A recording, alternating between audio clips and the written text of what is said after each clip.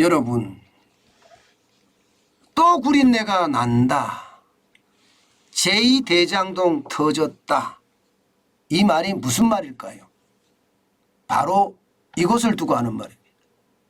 위례 신도시 개발 사업 때 대장동 예고편으로 불릴 정도로 수법이 유사했다. 이렇게 이야기하면서 검찰청 서울중앙지검 반부패 수사 3부에서 지금 압수수색을 단행을 하고 있습니다.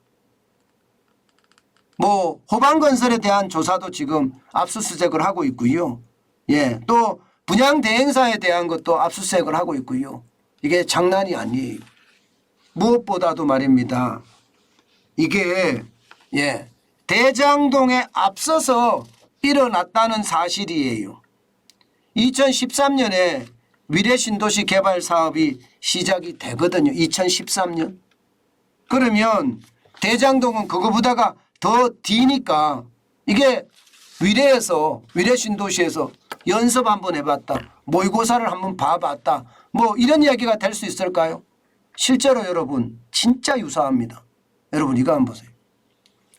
대장동의 판박이라고 이야기할 정도로 위례신도시 개발 사업이 너무나 유사합니다. 공통점은요.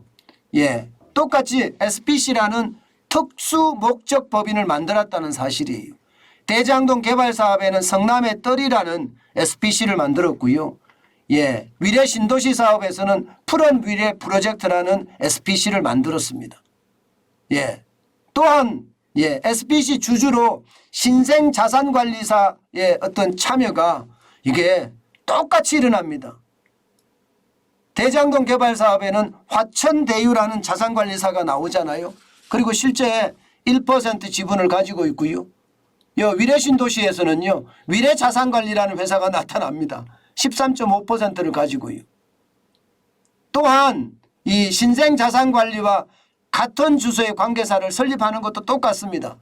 천화동인 1호에서 7호까지 만들었던 것처럼 위례투자 1호, 2호, 위례파트너 3호 이렇게 똑같이 만들었어요. 틀리지가 않습니다. 틀리지가. 게다가 이 AMC라고 이야기하는 신생자산관리사 이 관계사의 어떤 핵심 인물들이 너무나 유사합니다. 너무나. 대장동하고. 대장동에는 정여각 회계사가 나오죠. 남욱 변호사가 나옵니다. 마찬가지로 위례신도시에도요.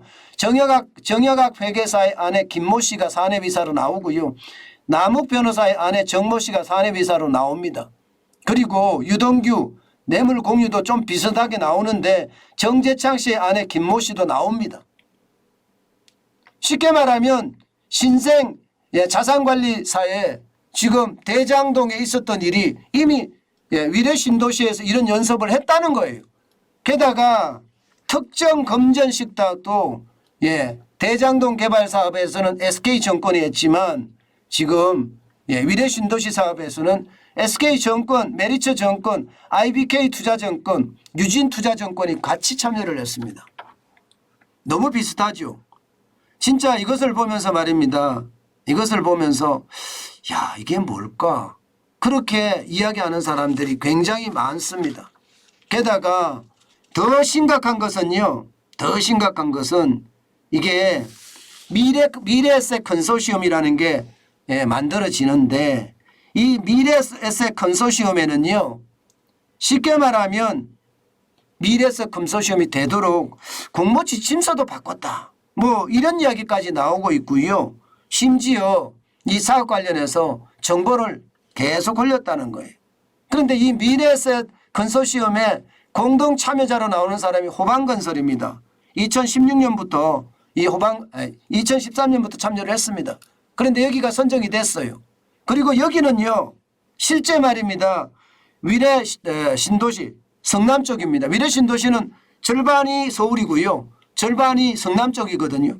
그런데 성남 쪽 사업자로 선정이 됐는데 성남시 수정구 창곡동 위례 신도시 A2-8블록 A2-8블록 64,713제곱미터의 베르디엄 아파트 1137가구를 분양을 합니다. 호방건설이. 실제 이렇게 일어납니다. 그러니까 여기에 대한 의혹이 많다 하고 지금 조사가 들어간 거죠. 조사가 들어간 거죠. 저는 이런 일이 벌어진다는 게 참 안타깝게 생각해요. 딱 2년 후에 대장동 개발 사업이 시작이 되거든요. 딱 2년 후에. 그런데 진짜 웃긴 것은요. 진짜 웃긴 것은요. 딱 2년 후에 가면요. 이게 그야말로 업그레이드도 굉장히 크게 업그레이드 됩니다.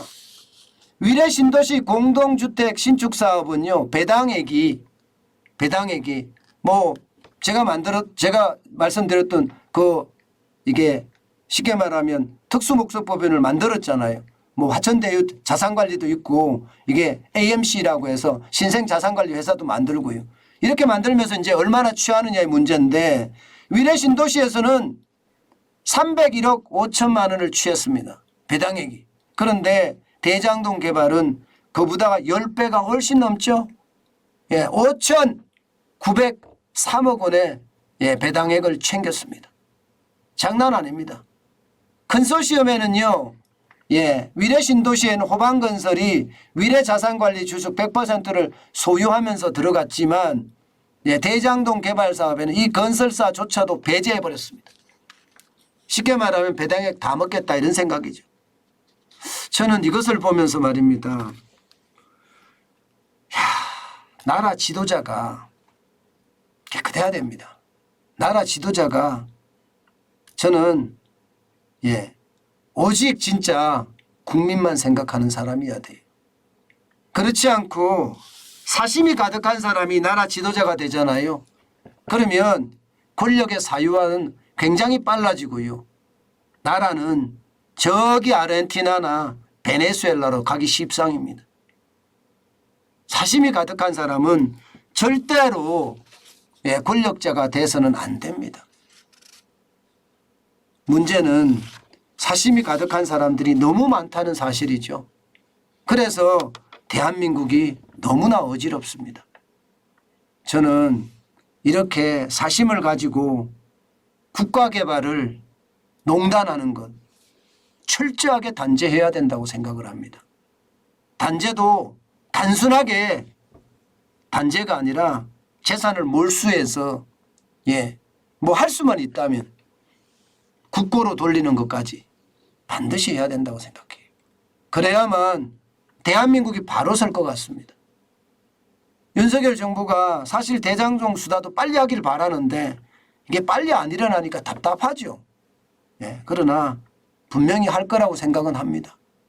그것도 철저하게 사실 먼지만큼이라도 남기지 말고 다 밝혀야 됩니다.